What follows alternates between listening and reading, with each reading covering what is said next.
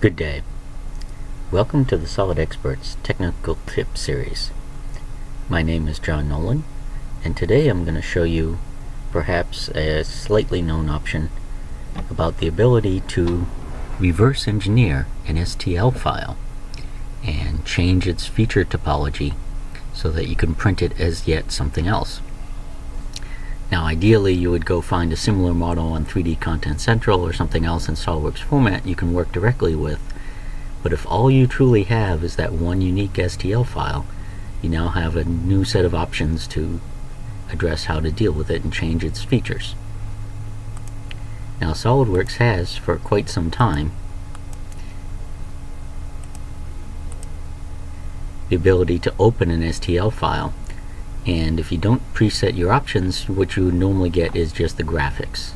So kind of like an eDrawings in a SolidWorks file, but there's really not much you can do with it. All you can do is kind of verify that yes, it has the features you want, and it's going to make a good print. Over the last few releases, there has been an option that on the File Open dialog, in the options, you can choose to open it as a part solid body or surface body. However, you do get all these individual facets, which are the actual original STL facets, and this can be a little bit difficult to work with. Also notice my alignment to the origin is just wherever it happened to be in 3D space in the source STL file. But in SolidWorks 2016 they did Waterfall the scan to 3D utility, which is kind of a reverse engineering mode for SolidWorks. It is in your add-ins, and again, this is now down to SolidWorks Professional as well as Premium. So this is one of the waterfall options you get in SolidWorks 2016. Scan to 3D, I've got it turned on in this case. This time when I do my file open, instead of using the STL file type, and again here, STL, you do have on your options solid or surface body instead of the graphics that traditionally has come in. But in this case, we're going to choose mesh files, and in this list of mesh file extensions there is in fact STL. So now I can select again that same STL file. I'm going to say open on that, and what I instead get is a mesh, and this is more similar to what you would get from some sort of scan utility, a CT file from a medical place, something of that nature. Here we have on the right click menu some options. So here I have a mesh prep wizard, and I'm going to use this to simplify the file down. You want your surface geometry to be as simple as possible when you go through the next few steps here. I'm going to choose automatic. The nice thing about this is I've already tested my values here, is I can now reposition my file relative to my origin in my part file and have my mesh line up to the nice traditional origin and 3 reference planes that I would like. Here I'm going to go ahead and continue.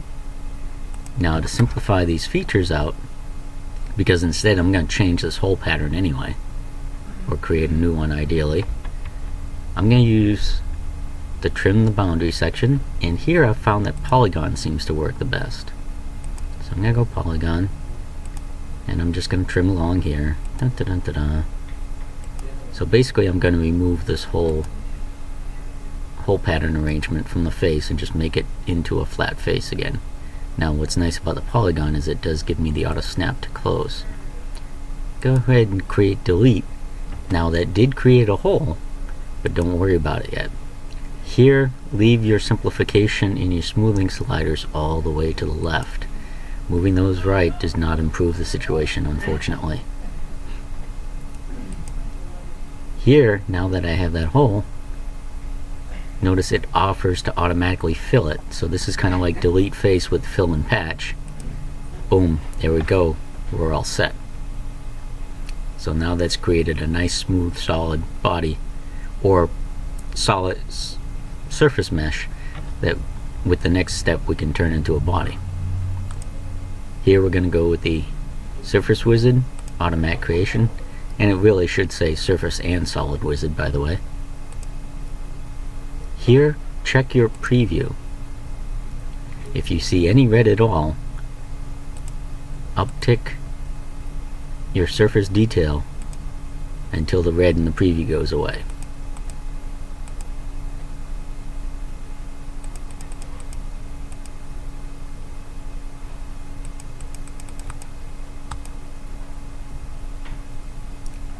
Once you get to that stage, then you can proceed forward, and now you get a solid body.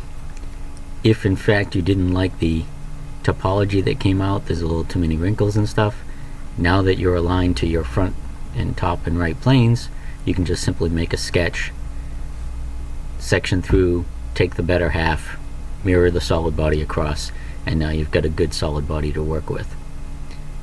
Again, these are not as nice as a true SolidWorks body with a single continuous face. There are multiple facets in here, but it's far fewer than the original STL file had. And for printing something else with a new set of holes or something like that for a 3D print, it should be more than good enough. Thank you for your time and attention. This has been another in the Solid Experts Technical Tip Series. Stay tuned next month for yet another topic. Good day.